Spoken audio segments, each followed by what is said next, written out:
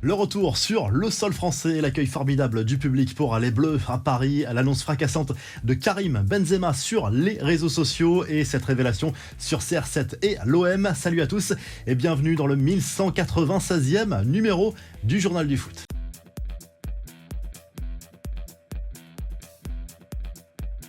Des images qui font du bien au moral. De retour à Paris, lundi dans la soirée, les joueurs de l'équipe de France ont été accueillis par une foule immense, place de la Concorde. 50 000 personnes au moins venues les applaudir et les féliciter pour leur beau parcours dans cette Coupe du Monde 2022 au Qatar, achevée par une défaite au tir au but en finale dimanche contre l'Argentine. On a vu des joueurs très marqués physiquement et mentalement, mais aussi des sourires devant cet accueil mémorable. Une question se pose désormais, quel avenir pour Didier Deschamps?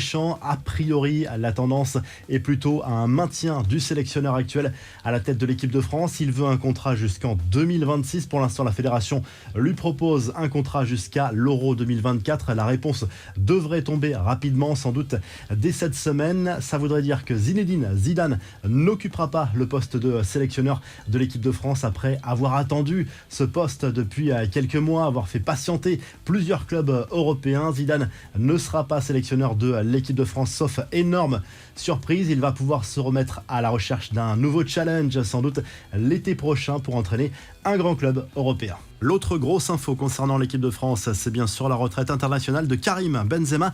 Son message lâché sur les réseaux sociaux ne laisse pas de doute. J'ai fait les efforts et les erreurs qu'il fallait pour être là où je suis aujourd'hui et j'en suis fier. J'ai écrit mon histoire et la nôtre prend fin, a écrit l'attaquant du Real Madrid avec un maillot de l'équipe de France en illustration. Une annonce faite le jour de ses 35 ans. L'histoire s'arrête après 97 apparitions sous le maillot tricolore et 37 buts. Il était revenu pour l'Euro en 2021 après plus de 5 ans d'absence en raison de l'affaire de la vidéo compromettante de Mathieu Valbuena. Un énorme gâchis, diront certains, pour un joueur au talent immense. Il s'est peut-être passé quelque chose pendant cette Coupe du Monde. Benzema a-t-il tenté de minimiser sa première blessure au staff médical? Aurait-il pu rester pour un éventuel retour durant la compétition? Beaucoup de questions qui restent pour le moment en suspens. Les Argentins, eux, sont rentrés au pays très tôt ce mardi matin, heure française, en pleine nuit en Argentine. Leur avion s'est posé à Buenos Aires. Les joueurs de l'Albiceleste ont pu se reposer quelques heures au centre d'entraînement avant une journée de fête qui promet d'être mémorable. Au programme, une grande boucle dans le centre-ville de Buenos Aires avec un bus impérial. Ce mardi a été décrété jour férié par le gouvernement. Sergio Agüero, lui, a répondu à la polémique des célébrations des Argentins dans le vestiaire après le match. Lui qui était présent auprès des joueurs durant toute la compétition, il s'est expliqué sur son insulte contre Eduardo Camavinga sans s'excuser.